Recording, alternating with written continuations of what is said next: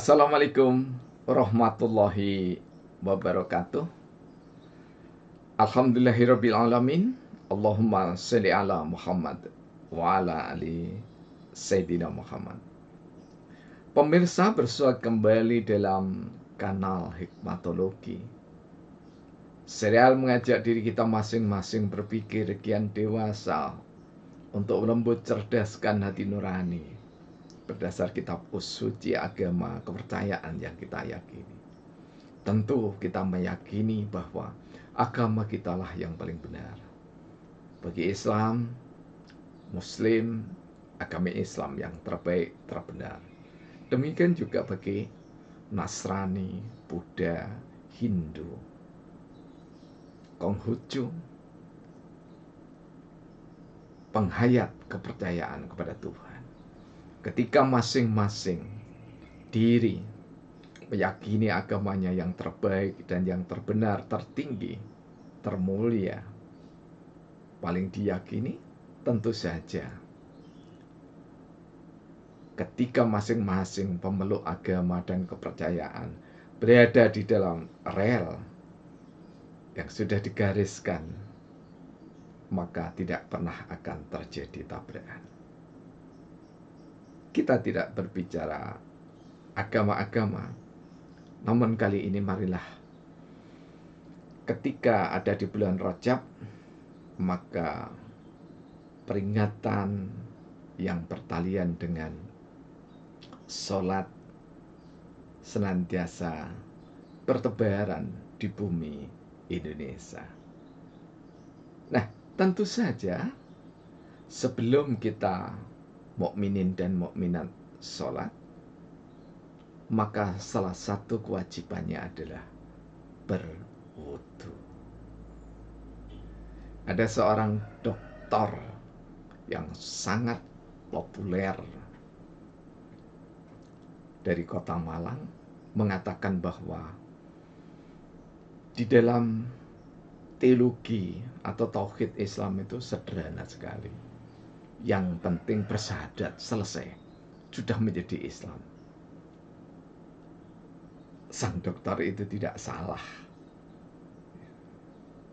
Tetapi menjadi Islam yang begitu mudah, menjadi Muslim yang begitu mudah, itu adalah pintunya. Namun, keberadaan teologi yang dikemas di dalam Islam dengan syahadatain itu memiliki implikasi yang sangat luar biasa. Kali ini mari kita membuka kembali pelajaran wudu yang oleh sementara Ustadz sudah ditinggalkan kajian wudu ini. Mengapa ditinggalkan? Karena wudu itu sudah dipelajari khatam tuntas ketika era modern di bangku taman kanak-kanak. Bahkan PAUD yang menjelang taman kanak-kanak yang bernafas Islami, lembaga pendidikannya tak jarang tak sekedar hafal tata cara wudu, namun sempurna cara berwudunya. Namun, apakah ketika kita berada di taman kanak-kanak sudah hafal wudu, kemudian wudu itu ditinggalkan kajiannya karena kita sudah merasa dewasa, sudah merasa mampu, sudah merasa memahami? Mari sejenak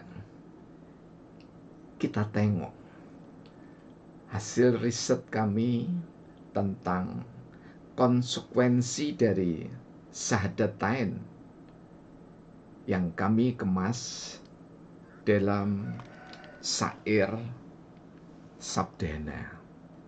Nah, syair Sabdana yang ke-14 14.070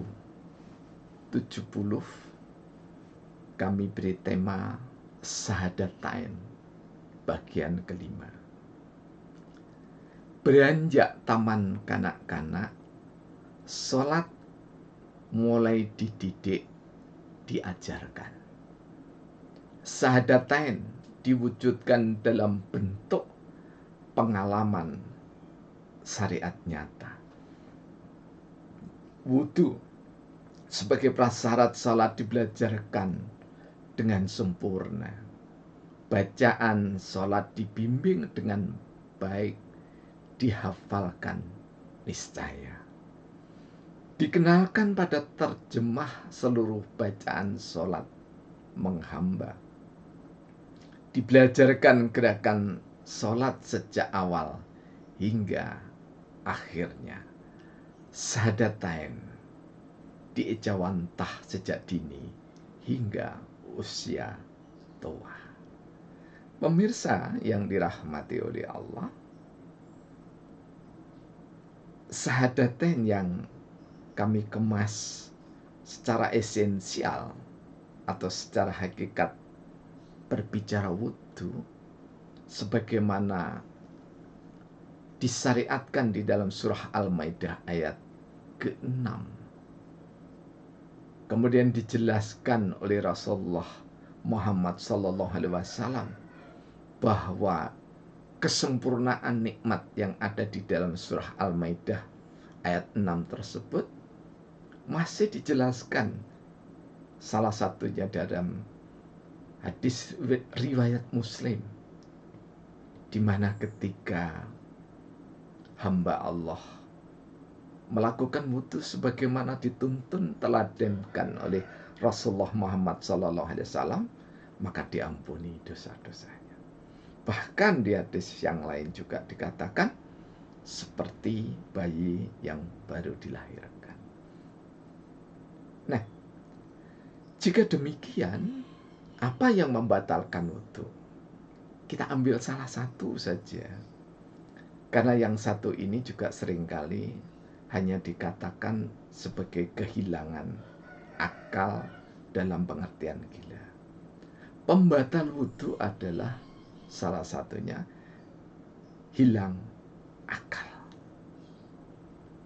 Ketika kita berbicara wudu politik, yang kami maksudkan tentu saja adalah perilaku mukminin dan mukminat di dalam kancah pentas arena politik.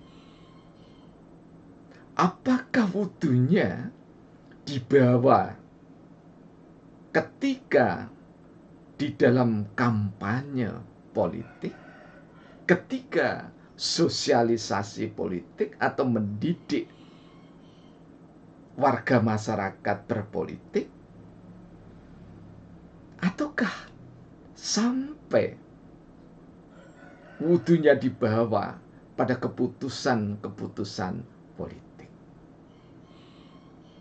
Jika kita melihat di dunia nyata, apalagi di era reformasi ini, ratusan kepala daerah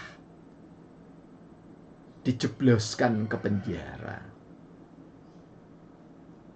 Jika kita tilik secara sederhana, mengapa mereka sampai dijebloskan ke penjara? Karena wudunya tidak dipelihara. Karena orang yang sadar telah berwudu, senantiasa berwudu, maka orang ini akan menjaga lisannya, akan menjaga pandangannya, akan menjaga tangannya, menjaga kakinya, dan terlebih lagi menjaga hati nuraninya. Jangan sampai kehilangan akal. Karena kehilangan akal yang diterjemahkan sementara ini gila, gila itu juga bermakna gila jabatan, gila tahta, gila harta, dan gila yang lainnya. Dalam pengertian gila dalam perilaku sosial politik sebagai warga negara, sebagai bangsa. Mengapa hilang akal kita kaitkan dengan perilaku politik? Karena ketika orang mukminat menjaga wudunya, maka tuturnya teratur mengajak anak bangsa ini untuk mengamalkan Pancasila. Karena orang yang berwudu, ada istilah menggantung wudu senantiasa dalam keadaan suci, maka suci tidak sekedar karena kentut, karena buang air kecil dan air besar, tidak sekedar itu, tapi hilang akal yang sesungguhnya ketika kita maknai dalam pengertian politik, yakni adalah ketika seseorang mengambil yang bukan haknya. Ketika seseorang tidak bertanggung jawab sesuai dengan peraturan perundang-undangan yang diciptakannya. Ketika orang-orang yang ada di lembaga pemerintahan membuat peraturan perundangan yang tidak sesuai dengan nilai luhur dari Pancasila. Jadi wudu tetap harus dipahami sampai akhir hayat. Karena jika pengertian wudu kita yang usianya 50-60 tahun sama dengan ketika masih taman kanak-kanak, maka sungguh kita berada dalam berjalan di tempat memahami makna syariat, memahami makna dari as-sunnah. Pemirsa yang dirahmati oleh Allah, wudu politik adalah wudu perilaku yang bertalian dengan wewenang dan kekuasaan. Karena itu, dalam konsep hikmatologi, kami letakkan imanial di tengah-tengah sebagai dasar penyeimbang, sebagai dasar pengendali dari seluruh kegiatan anak manusia. Kita ambil satu aspek intelektual di bidang politik, maka wudu harus merembes pada seluruh perilaku sikap politik anak-anak bangsa. Jika wudu dipelihara di dalam sikap politik anak bangsa, maka niscaya kedaulatan warga negara, kedaulatan negara, kedaulatan bangsa dijamin abadi selamanya. Kurang lebih mohon maaf. Terima kasih senantiasa mengikuti. Semoga kita senantiasa sehat iman, sehat jiwa, dan sehat raga. Billahi taufiq wal hidayah. Wassalamualaikum warahmatullahi wabarakatuh.